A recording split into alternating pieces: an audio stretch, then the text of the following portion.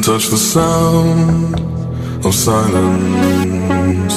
And in the naked light I saw 10,000 people maybe.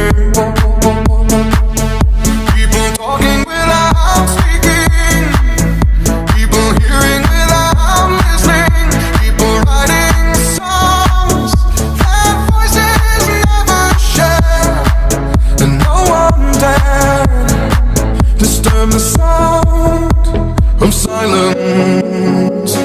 Fool said, you do not know. Silence like a cancer grows. Hear my words and I might teach you. Play my arms and I might reach you.